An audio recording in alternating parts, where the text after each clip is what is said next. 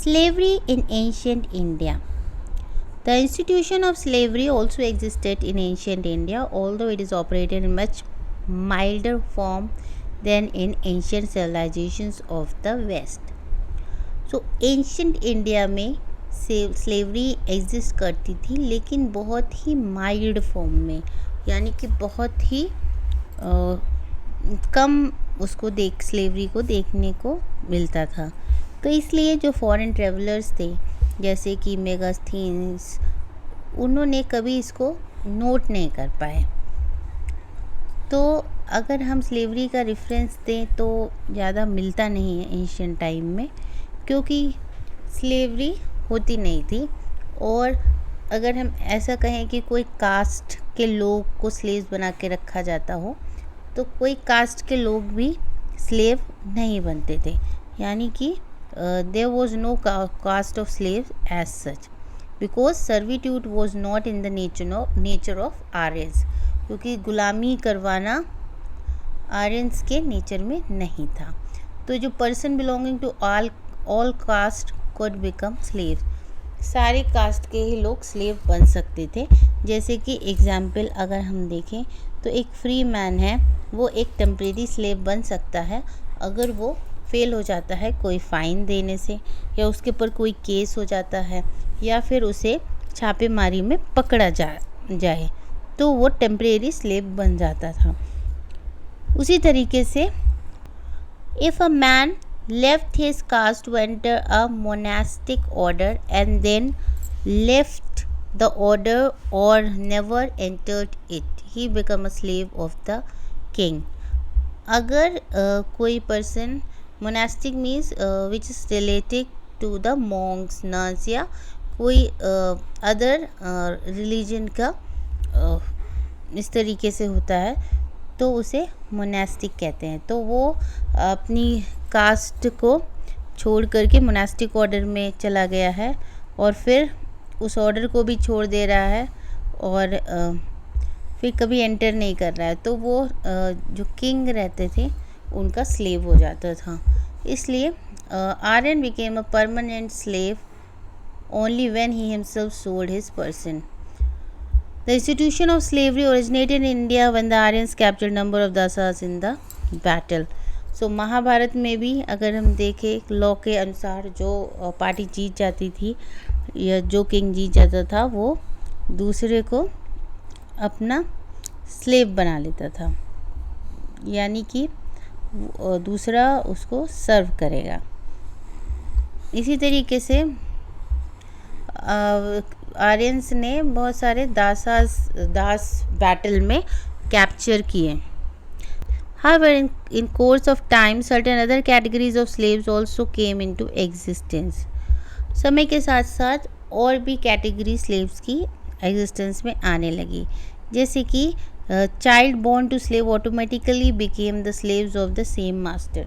जो बच्चा स्लेव के यहाँ पर पैदा होगा वो ऑटोमेटिकली स्लेव बन जाएगा उसके मास्टर का, यानी कि जिसका पिता स्लेव है और उसका बेटा भी उसी मास्टर का स्लेव हो जाएगा। A free man could sell himself and his family into slavery in times of dire distress. एक फ्री आदमी भी अपने आप को बेच सकता है, स्लेव बन सकता है अगर वो बहुत ही कठिन समय से गुजर रहा है। Similarly a person could be reduce to slavery on account of crime या डेट। अगर उसने कोई क्राइम और डेट की या कर्ज है तो उस पे भी तो वो दास बन सकता है।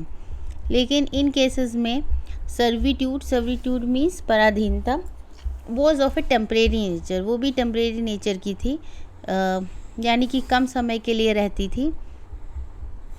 उसके बाद thus we find that in the later times number of classes of slavery came into existence. We find reference in the Smriti literature and elsewhere about the various types of slavery. Broadly speaking, there were 4 types of slaves: worn in the house, bought, captured in raid and inherited. So अगर हम reference में देखें तो यहाँ पर बहुत सारे तरीके के स्लेवरी निकल कर आती है, जिसमें से 4 ब्रॉडली देखिए तो 4 कैटेगरी देखने को मिलती है स्लेव्स की। एक तो जो एज अ बॉर्न हुआ है वो स्लेव बन जाएगा, या फिर उसको ख़रीदा गया है बॉट, या फिर उसे पकड़ा गया है किसी छापेमारी में, या फिर वो इनहेरिटेड है, यानी कि उसके वर्षों से उसके पूरी प्रथा ही स्लेवरी कर रही है। The duties of the slave of all the 4 categories were identified with obedience to the master and the obligation to serve him in the matter of work.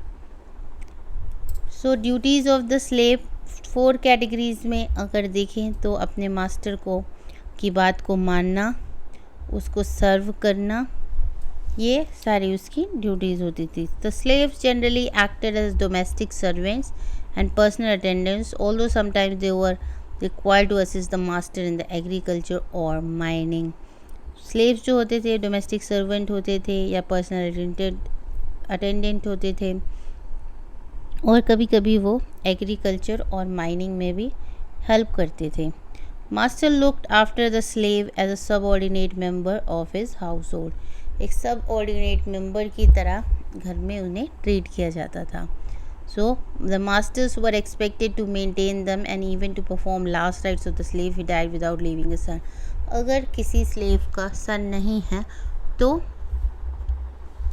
उसका लास्ट राइट्स भी उसका मास्टर करता था।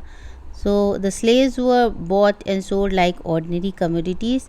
They could also be loaned or given away. तो उन्हें किसी commodity की तरह, किसी सामान की तरह ख़रीदा और बेचा जाता था, और उन्हें लोन पे भी लिया जाता था और दिया भी जाता था। However, the master possessed no right over their lives. लेकिन मास्टर्स के पास, उसके मालिक के पास उसकी लाइफ की कोई भी राइट नहीं होता था। Master had a duty to look after the cows when they were old and could not abandon them. Master की ड्यूटी थी कि वो स्लेव्स को देखे जब वो बूढ़े हो जाते थे, उन्हें ऐसे छोड़ नहीं सकता था कोई भी मास्टर। तो यहाँ पर एक कंपैशन देख सकते हैं towards the slave. Thus we find that as compared to other ancient civilization, lot of slave in ancient India was much better. दूसरे सिविलाइजेशन की तुलना में इंडियन में जो स्लेव्स हुआ करते थे उनकी कंडीशन बहुत ज़्यादा अच्छी होती थी। Masters were encouraged to release the slaves, and manumission of the slave was considered to be pious act. तो मास्टर्स को कहा जाता था कि वो स्लेव्स को रिलीज़ कर दें।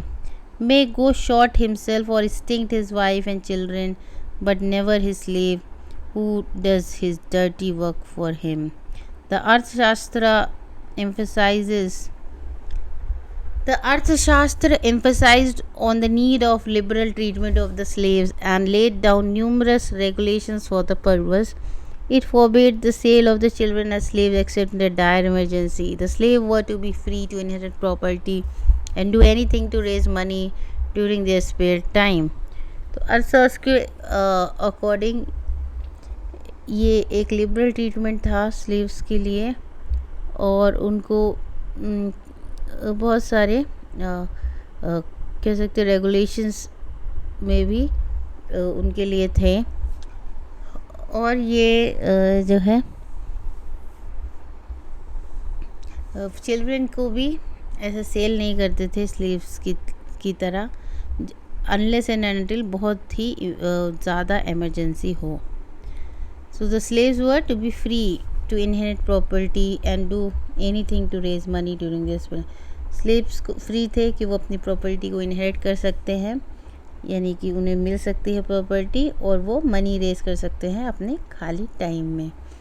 स्लेव गर्ल्स के साथ भी बहुत ही डिसेंट ट्रीटमेंट था, और उनके साथ अगर उनका मास्टर कुछ गलत करेगा तो उसके लिए उसको कंपनसेशन देना पड़ता था और उसको छोड़ देना पड़ता था।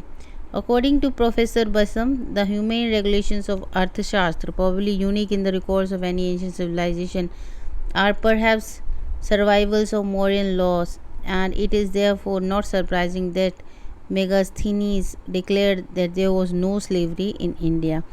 सो अर्थशास्त्र के अकॉर्डिंग देखा जाए तो स्लेव्स की कंडीशन काफ़ी अच्छी दिखाई गई है। ऐसा लगता ही नहीं है कि वो एज अ स्लेव रहता था।